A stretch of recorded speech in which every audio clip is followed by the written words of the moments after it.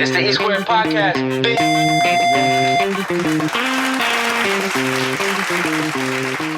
Oh, we're good to go. E Square Podcast, yo. I'm Easy Mo. I'm kind of nervous for this one, for real. I'm not even gonna lie. We got the landlord in the building. What's good, bro? Love, bro. You already know. How you doing, man? Chilling. Blessed. I appreciate you pulling up, man. You want to take this shot real quick? Are you a sipper? Half of it. Yeah, I'm a sipper. Okay, so, me too, so me I'm too. Gonna take half but of cheers, bro. it. Toast up. Yes, sir. Toast Appreciate up, it. Toast up. Can I say a few things before we get started? You good? Okay, man. Let's go. I got some things to get off my chest. This is like a crazy moment for me, for real, because, you know, I grew up, I went to Legacy, so I went, Northtown, but, growing up, it was like, through middle school and through high school, like, you're the god, man. Like, you know what I'm saying? Like, you, we grew up listening to you in the locker room. We grew up, like, hearing about you, watching you on MySpace, and it was just, it's crazy to me that you're here sitting across from me on my show. And, I appreciate it, man. For Love, real. bro. Honestly, this is them the type of shows I actually want to. I told myself once the album was getting closer to dropping, I want to do all of my interviews, start off all my interviews in Vegas, and then with people that actually seen Yeah. from then to now. You know what I mean? Right. So this is like a perfect sure. situation. No, yeah. You've been on such a journey, bro. You know what I'm saying? I don't think the younger or the new generation really knows. Man. You know, and it's crazy because the conversations I have, it's like, you had to be there, but it's just like, it's undebatable, bro. It's undebatable, like your influence, the consistency, the younger generation, man. If you don't give the landlord the respect he deserves, if you don't pay the landlord homage, if you don't give the landlord his credit, man, kill yourself. For real. Like, if you don't, What he said. Man, it's crazy that, I don't know, bro. The new generation is way different than, how we grew up. But, yeah, man, how are you still going? Bro, honestly, I never really ever lost the love for the music, bro. And especially when I converted from the punchline shit to we cussing cool. Yeah, for sure, yeah. Converting from the punchlines to venting about my personal life, personal situations, and people around me situations. Yeah. Once I started doing that, then I just felt the new love for it. It started being therapeutic, and things start feeling lifted after I start opening up about certain stuff. So, Yeah. From that to this, I never really felt, Yeah. Well, I asked you that because you said something about referring to Starlito, where if it wasn't for him, you would have dropped the mic. So yeah, it's been a long time, and I'm sure like anybody doing anything for as long as you've been rapping, For sure. have had conflicted emotions about if they want to keep going or not. I think with the situation I was in, I just think that I premeditated a lot of the stuff I was doing so much that I thought that at the end of everything that I was doing, like even just running into Floyd and all that whole situation, I just thought that I planned everything out proper. And at the end, I thought it was gonna be a bigger reward, than it was. So, when you go through that, you kind of like you get, unfocused a little bit and get a little discouraged. But I never really thought about literally stopping music. It just was a frustrating feeling to where I just was like, I'm gonna slow down on investing all my time and my money into this shit. You know what I mean? Right. Yeah. Yeah, that's a crazy situation too, like linking up with Floyd and and I don't want to focus on that, but For sure. but it's just crazy to me because those two paths were bound to cross. You being the guy in Vegas, but it's weird because he's just the greatest boxer of all time. You know what I'm saying? It's not just like some random dude. You know what I'm saying? So that's just why. For sure. Vegas is a crazy city, man. Definitely can't take that from him for sure. But yeah, so the evolution of the landlord has been crazy, bro. Like you said, now it's more therapy. Yeah, for sure. But I just I reflect a lot, and I try not to get caught in the past and back in the high school days and all that shit. But 100 Bars and Running, bro, was like a pivotal moment, I think, for all of us. It changed it changed a lot. I know for me and my friends, it was like, damn, like he's from Vegas. Like that was unheard of and unseen. Yeah. The video too, it was a crazy moment, man. Which is crazy. I actually literally right before I came here, I was at the gas station and dude rushed me and said the same thing. Bro, you're the hardest out. You're harder than Meek Mill. I was just like, what? But he's just like, I you're would the agree hardest with out. that. He's like, man, I've been listening to you since 4 months and 100 bars and running and boom, boom. And he started rapping and shit. I was just like, oh, that's dope. Which Yeah, I think I could rap it too. I think I could rap it. and that's one of the I think that was one of the things that kind of like caught Floyd attention to 100 bars. He was like, he was a big fan. How of old were you when that 100 happened? bars. 100 bars and running, and I had to be like, okay, don't quote me, but I think I was like 20. Oh, okay. I thought you were like 16. Nah, you know what? That was, I wasn't in high school. But you look like you were in high school. Yeah, I think, you look so young. I think it was right after high school, I think. Okay. I think that was like, I think it was right after high school. I had to been like 19, 20. Yeah. I don't think I was 21 yet, because I remember turning 21 in Atlanta. I had moved to Atlanta. Me and my boy had moved to Atlanta on some music shit at like, I was like 20 years old. I didn't know that. After all that stuff, my little buzz in Vegas was kicking up. I said, look, we're going to move to just Atlanta. I actually was planning on moving for a year. I stayed like 6 months. But being there, I actually... Talking to the mic. Yeah, actually being in Atlanta, and I remember being under 21 out there, so I had to be under 21 in the video. But I just remember saying, look, when I turned 21, I called Twix. Twix is a promoter that was promoting 21 and up events. I called him. I called somebody else that was doing events, and I was like, bro, look, I'm coming back to the city, but I need you to put me on some venues. I need to perform in front of some adults, because I was doing all of the young kid events, and a lot of them was getting Club Frozen and shit. all that shit. Yeah, exactly. Club Frozen. Yeah. Was doing all them, and then they was getting, them venues was kind of getting, it was a lot of kids there, so they was getting shot up and all that shit. So I told them, look, when I come back to the city, I need to get in front of some adults, so I can try to take my music career to another level. Yeah. What was it? So what was in Atlanta? Did you have people out there? Nah. It was really just on the fly. Didn't have nowhere to stay and nothing. You packed your bags and said, fuck it?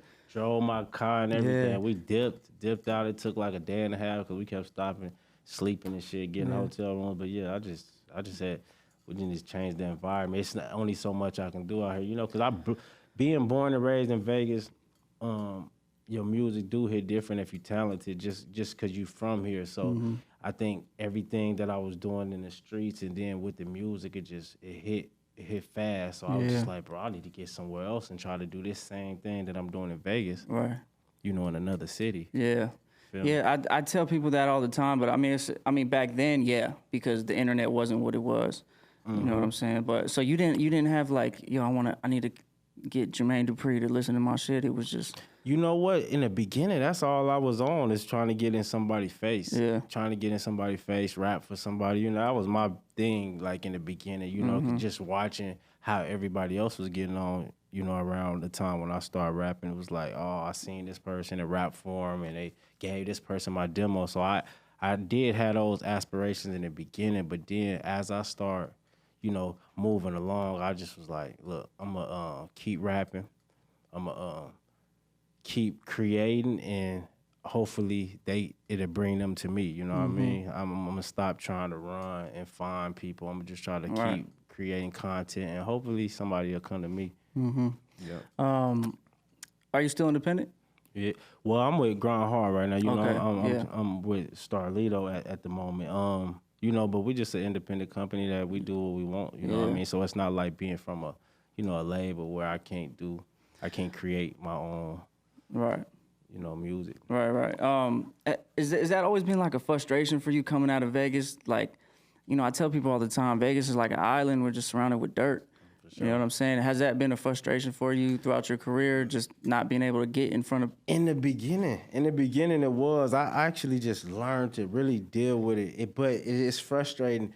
Now it's more frustrating seeing other people kind of go through it because they don't know what, Vegas being that is so small and it's so many, so much non-opportunities that we got. You watch people be desperate. You know what I mean?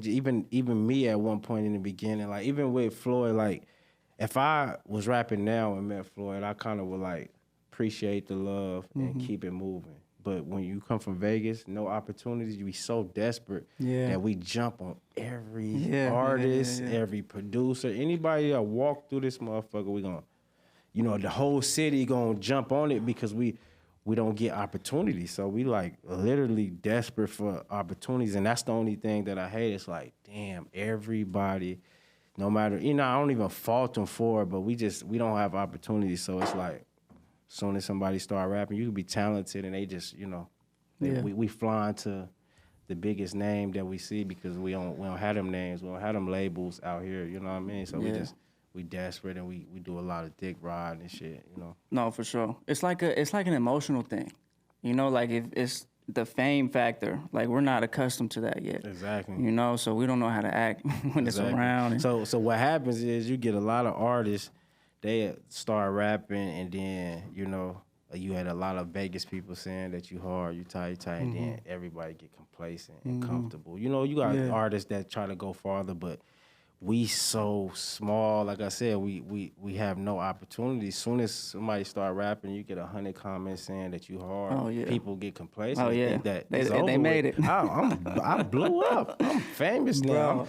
Bro, Somebody said they wanted to take a picture with me in Vegas. I blew up. But like I learned that real fast. Like, all right, this is cool. This is where I'm from. But I have to move around because no, 100%, bro. The delusion is real. Like artists, this is what I've been seeing. Like an up and coming artist, they'll get like 50 of their friends and associates, 75 people, and telling them sharing their music and telling them they're hard, and they think they're the city. They think they're the hottest in the city, and it's like, bro, you have so far to go. Like the music, like to be successful in music, even to be mildly successful in music, it takes years. Man, you know, finding your fans, building that fan base, selling merch, you know, selling tickets. That's why I be wanting the artists in the city to know, man. You know what I mean? Because they literally have in their head that, oh, I blew and I'm this and I'm that. I'm just like, bro, you'll get swallowed at these. Man. When you dip south or dip east, like, come on, bro, you gotta. But the good thing is you could reach those cities with the click of a button now. You know, back then when I started, you want somebody in Cali to listen to your shit, you gotta drive to Cali. Right. You feel me? So now you can like go worldwide like this. You know what I mean? Yeah, I think it's almost like harder now though, because the internet. Like if it was like the beginning, like 5 years ago, I think it'd have been like that. But I think now it's so oversaturated. It's almost like, oh, that's facts. You know what I mean? Yeah, that's facts. So I think it's gonna get back to where you gotta get in front of people again. You know what I'm saying? But what has that out of town experience been like for you? Like coming from Vegas, experiencing the fan culture here, and then, you know, getting your music heard by other people in other places. It's growing. It's literally growing fast now. You know what I mean? And I salute. You know, the whole Grind Hard situation kind of gave me like a fan base south. You know what I mean?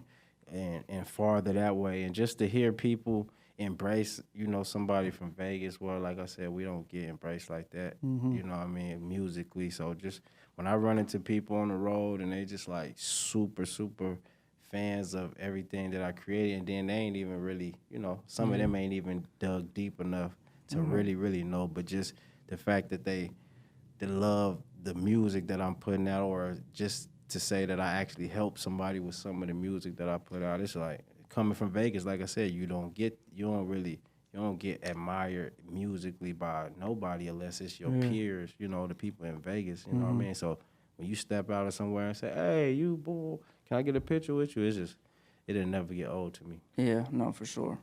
Why has nobody done a documentary on you yet? Man, I know you got a couple little mini ones, but it's been like people been trying. I don't know. I just think people haven't really. Nobody really got the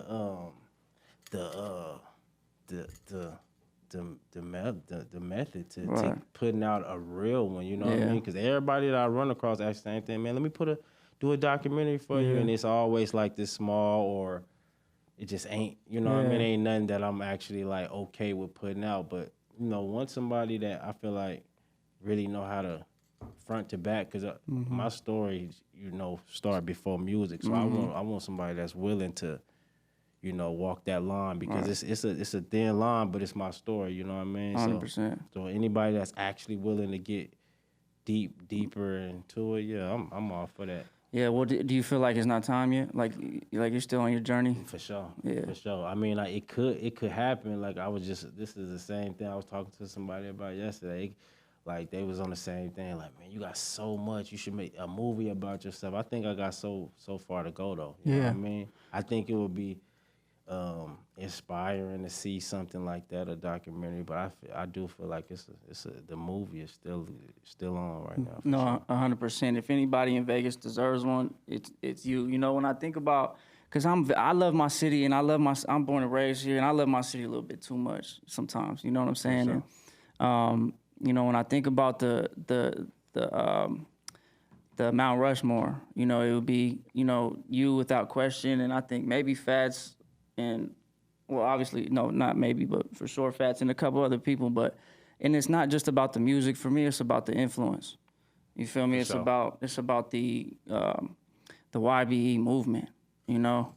That's something that before Vegas has never seen, and then after, until now, it's like when you think about a music, just a group, any group involved in hip hop, Vegas ain't never seen nothing like that, bro. Right. I actually feel like if we had the internet then, like how it is now, I think YB would have been out of here. Yeah. Yeah, we had the internet and people was like gravitating to young niggas that's actually living what they talking about and all that. I think we'd have been out of here. Yeah. For sure. Yeah, all the pieces. All of it. I think like the impact we made in a city that wasn't even musically cultured, like at all. Just to see that, I just know if it was the internet, we'd have been out of here. Yeah, well, it was just MySpace back then. Even that, that came, it came, but it still wasn't like, like how it is now. Like you drop on YouTube and go crazy. But, What? That's what I wonder, man. Like before you, what was here musically? Man, it wasn't a lot of music. That's the thing. It really wasn't. Yeah. And man, I hope people know that. Like that's what I'm saying. I feel it wasn't no blueprint to follow like that. But I do hear a lot of people salute people in music in Vegas, but I never hear a name that I ain't gonna lie, I was inspired by a lot, and that's Weez Mac. I don't know if you heard of him. Oh no, probably. Before me, Weez was really that deal. Like I said, he didn't have enough outlets to be as big as he should have been, but that's somebody that I was inspired by musically. But like as far as a real blueprint, because even then, like when I came out, it wasn't no videos. People like even people that was rapping, they wasn't shooting videos to the stuff. So as soon as I started rapping, I'm like, bro, I gotta shoot videos. And as soon as I started shooting videos, I was like, bro, I gotta make a website. I didn't really have nobody to go off of. That was all new. It was all new. That's crazy. Now you can make a fucking website for $20 a month, man. You feel me? Yeah, for sure. No, you're right about the music videos too. Like people still talk about SU. And he never shot it. Nobody. That's what I said. Nobody. We didn't have no blueprint to follow. Like it's different when you got a bunch of rappers coming out. You can literally follow the blueprint and figure out how to get on. Like we had no blueprint. I was just out here just trying to, be as creative as I can be. So you didn't have an old head like guiding you with the music? See, this is the thing. I just said that. I just talked about this in my last interview, but. Since it's Vegas, it probably will mean more. When I was a teenager, like before I started really rapping, I wanted to rap like 13, 14. One of my homeboys from my neighborhood, he got like a little deal. He started rapping. They gave him like a full studio to rap in. Like he had a record deal? It was like signed to the some niggas that just had some money type shit. Okay. And one day I was told him, he came to the neighborhood, and I'm just like, bro, I want to rap. And he really was like, come to the studio, told me where it was at. And I went up there, and I actually made a song, and it was like dope. And like 2 days later, he got locked up, and he did like 12 years. But when he went back, I went back to the streets. I was like through with it, you know, because I ain't had nobody else to help me. But I actually made that song when I was like 13, and then You still got it? I don't. I wish I did though. It was hard, but it's just so crazy because he got locked up, and then I came back, you know, rapping. You know, once I got a little bit out of, you know, at the end of high school and shit. But before that, like, I actually made a song, and he really sat there and really, it was my first time ever recording, and he really sat there and dealt with me doing, you know, it took some hours, but he really sat there and dealt with it. Shout out to Dead Me's, Saving to Nine. That's one of my inspirations also. Just, you know, being a kid, he was the only person I seen like rapping and shit. So for sure. So, but what made you want to rap though? Man, when I got out of high school. So you didn't start rapping really till after high school? Exactly. That's when I mean, I was fucking around, but I wasn't like trying to really rap. Battle rapping? Yeah, I was doing a lot of battle rap. Damn. Feel like being Stone. Me and my partner Stone was talking on the phone last night talking about that, and he was like, "Bro, you was really out here like embarrassing people." But I found out fast that wasn't, you know, it wasn't no career in that shit. But I literally had like 7 battles, and they was like bad. But bro, I couldn't imagine Landlord battle rapping. Bro, I really felt like a battle rapper though. Like the way I was, because nobody at the time I was like super. Like watching the battle, like the Reed Dollars and shit. You feel me? So people didn't know how to deliver it. So people I was battling, they sitting there like rapping their songs, but I'm knowing how to deliver it and just kind of embarrass them type shit. So, but I got off of that real fast. But after I moved to Seattle. I moved to Seattle after high school. You know, like For what? I went to school. I tried to go to school for a little bit, but it was just mainly after high school. The police was already fucking with me in high school, like bad. But after high school, they started it was like popping up in my grandma's house a lot. Like, like it got to the point where they was asking about murders and shit that I knew nothing about. So to me, I just started feeling like talking to my mom. I'm like, all right, they trying to put something on me type shit. I got to get up out of here. My mom was like, yeah, you got to go. So I went to Seattle. I was chilling. I actually got a job out there and shit. I was working at McDonald's out there. Seattle. Is it just because you had like a scholarship or something? Nah, I had to pay. But how'd you pick Seattle?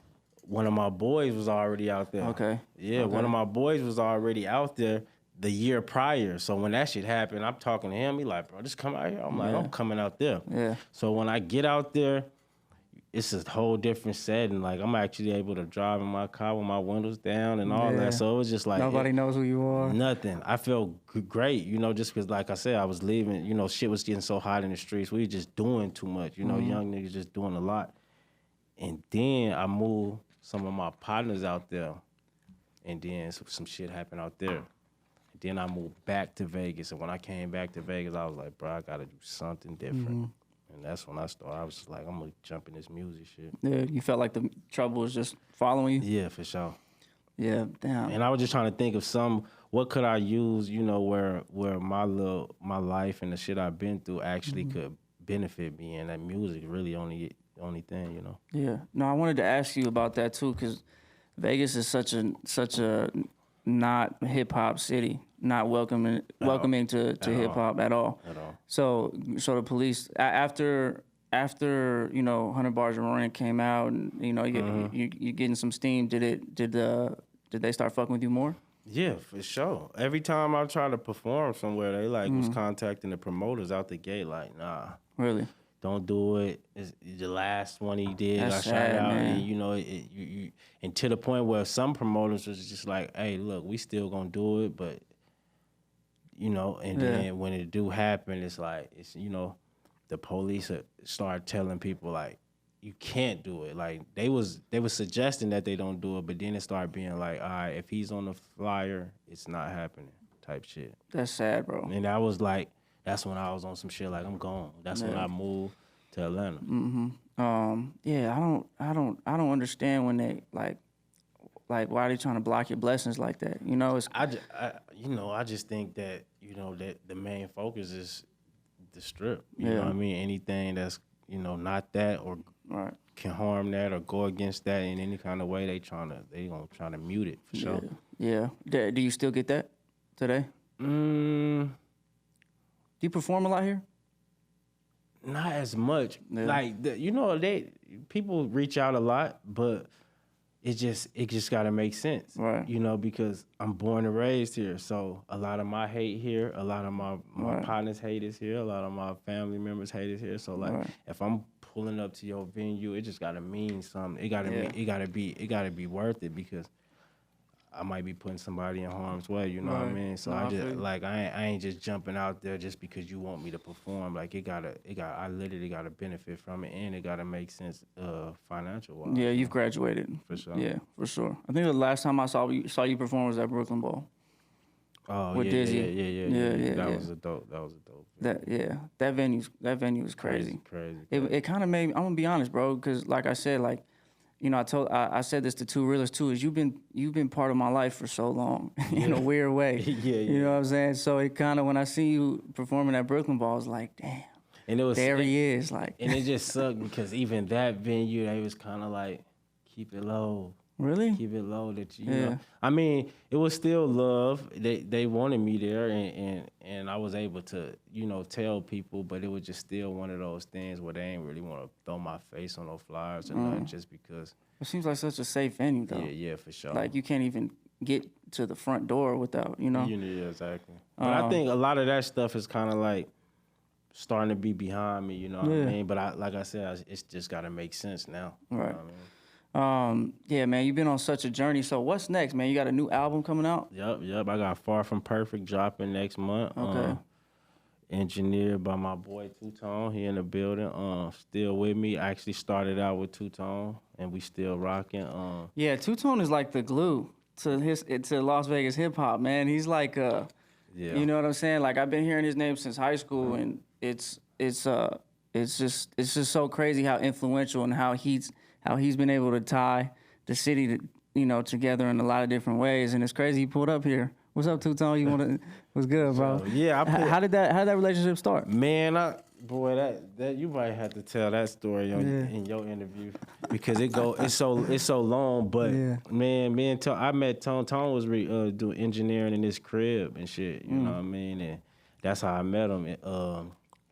It's crazy because from there, it came to what it is. We never stopped recording together since then, and That's dope. That was 10 plus years ago. We never stopped, and just recording with him, and him perfecting my sound became like, all right, I'm locked in with you. And from there, of course, like I said, I'm born and raised here, so I'm very popular, in the city, even at the time. And so as soon as I started dropping stuff, that kind of like brought in a wave. Like, where you recording that? What you going on? And then, next thing you know, every rapper in the city.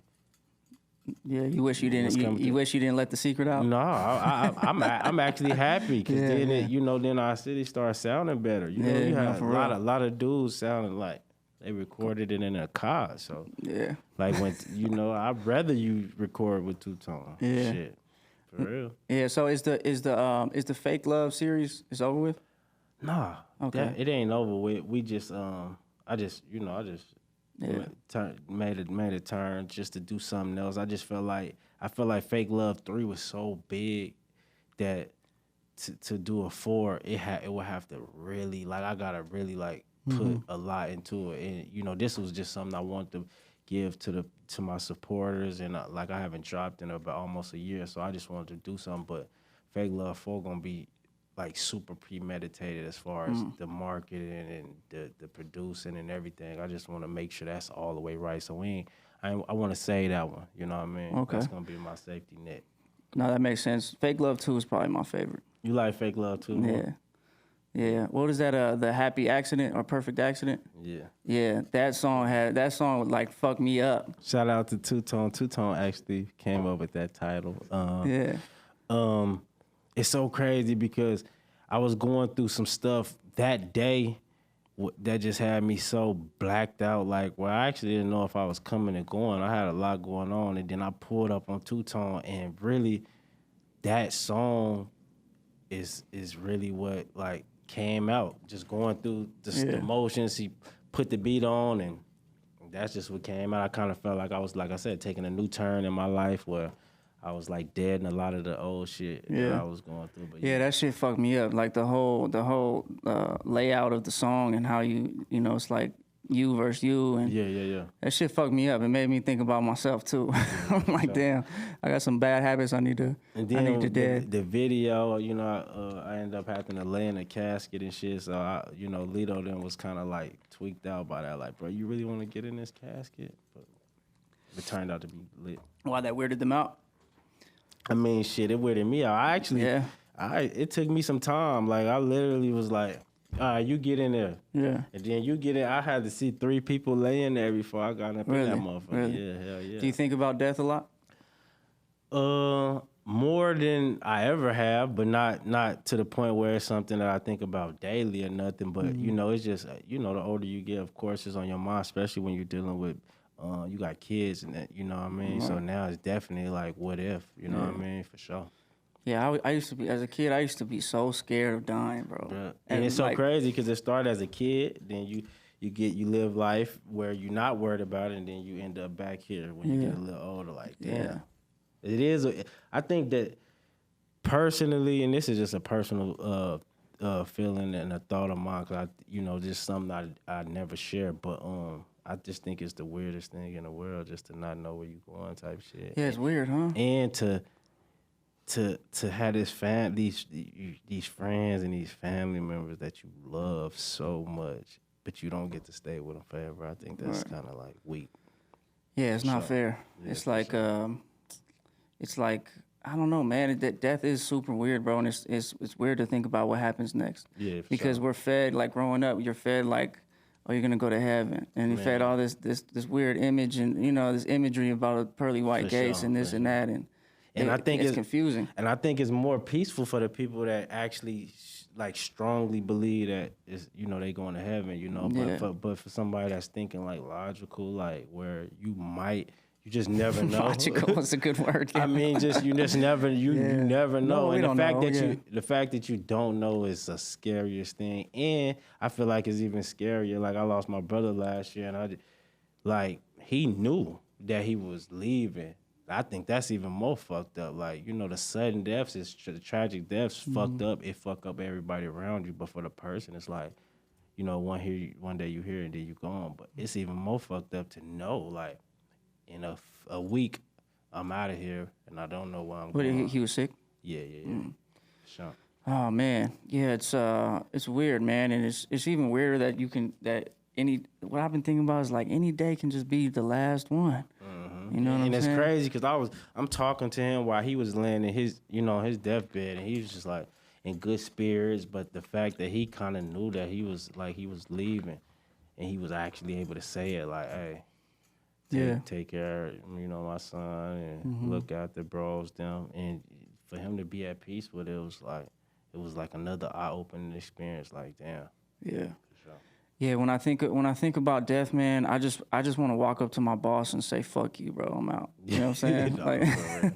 Because I just be thinking like, man, this is like life is so short, bro, and it's like, man, what am I doing right now? You know, if I'm not doing what I want to be doing, I'm like wasting my goddamn time, man. And then you make all these plans with your life, and you like literally, you might go to school for 8 years to do some shit, and then die on your 9th year. It's like, damn, bro, well, I just did all this shit for nothing.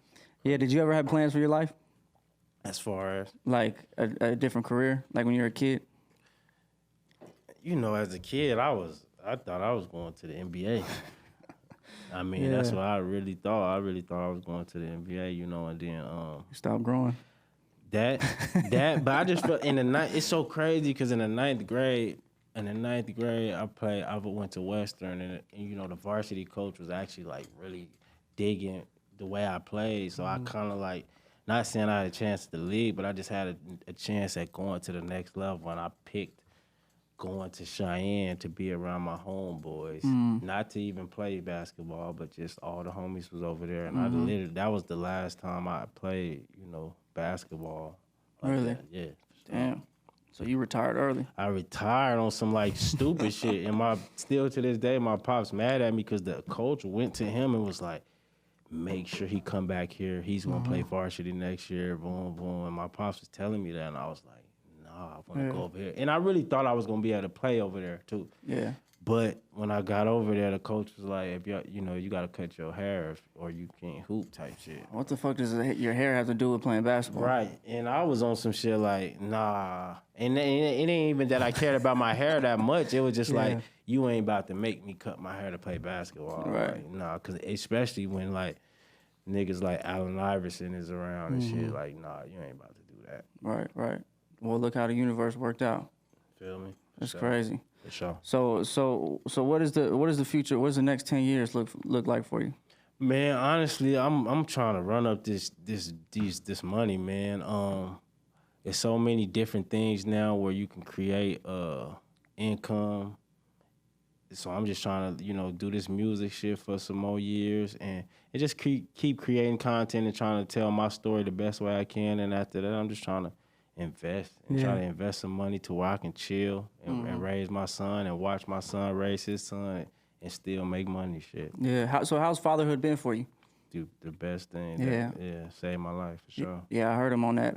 I thought it was so dope. You had him on that song on the Fake Love too. Mood swings. Yeah. He was like Powerade, Gatorade. I was dying. Yeah.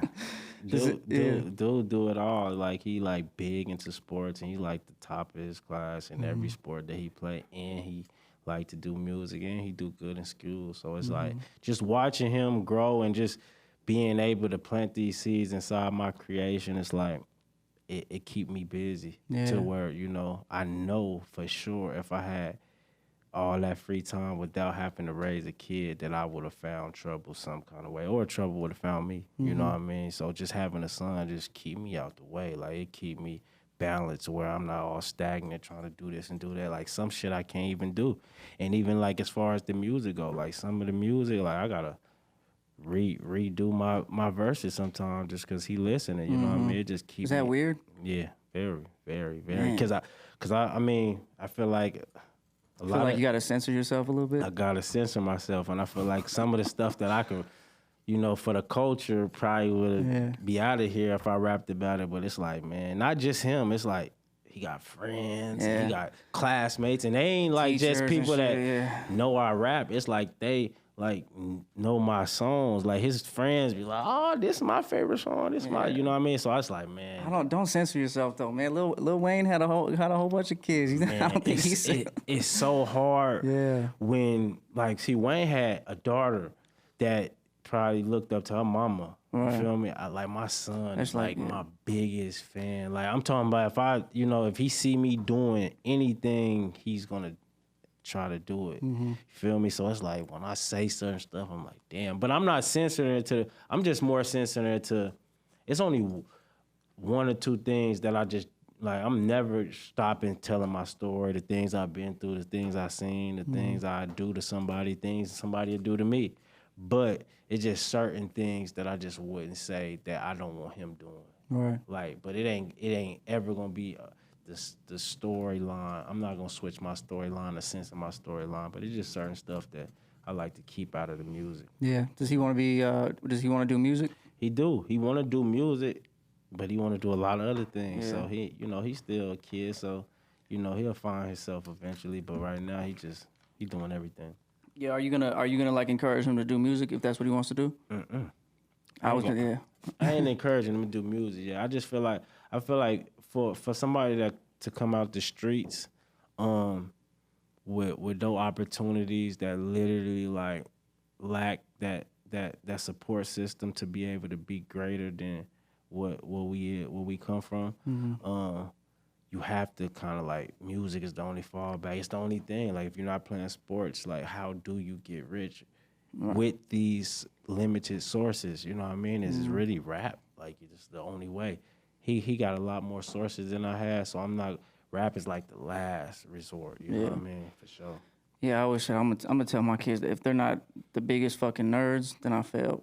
Man, you know what I'm saying? For sure. Like just music. Rap rap is dangerous. It is. Dangerous It now. is. So I definitely wouldn't be trying to influence him to do it. You know, even though it's like different rappers, you know, some rappers don't bring that energy on themselves and they successful from it. But Right. I just think the business is just a grimy business. You It know is. What I mean? It is. For sure. Do you ever plan on getting signed, or do you want to get signed, or is it just depends on the deal? I'm with it if it makes sense. Yeah, for sure. Yeah. Yeah. I'm rapping to be better, get better, and to be bigger for sure. Like I started out telling my story to Las Vegas. Then I started telling it to the West Coast, and then the whole world. And do I want to be bigger than that? Yeah, I want to continue to get bigger. And if a deal presents itself that can make me bigger without taking away from everything I work for, yeah, I'm with that for sure. Yeah, I think independent's the best way to go, though. For sure. You know what I'm saying? And you sell the fuck out some merch, bro. For sure. I don't know. I don't think anybody else in Vegas really sells merch like that. Yeah, that's crazy. It's crazy. It's the support, period. I don't even know why, because it's like, it's really mainly just a word. Like, it wasn't really, like, people comparing it to clothing lines now, and it's not a clothing line. It's just, I dropped Fake Love 3, and people that liked the album or supported me or the album, they just wanted the merchandise, but now it's became... Well, it's you, bro. Like a big thing. Yeah, well, it's you. It's not necessarily like, it's the. I think as we've gotten older, like I'm 29 now. Yeah. So like I'm able to look back in retrospect and really like kind of dissect what I've been able to experience. And bro, like I said, you're the God, bro. You know what I'm saying? Like that's love, bro. Yeah. That's love, bro. For sure. I think we hit our time, bro. You got a dinner to get to. That's good. Yeah, man, I appreciate you pulling up, bro. For real, this is like I feel like a kid in a candy store, man. Man, hey, look, I appreciate it, and people like that, that's what I do it for. Keep it real. Like, I love anybody that was able to see the story, not taken away from the people that just jumped in late, but the people that's able to see where I came from, bro, and see it now and acknowledge that, like, it's love, bro, for sure. 100%, bro. Anything you need, my door's always open. For sure. Come back anytime, bro. Let me know. It's love. Till next time. Yes, sir. Let's get it. Woo, that felt like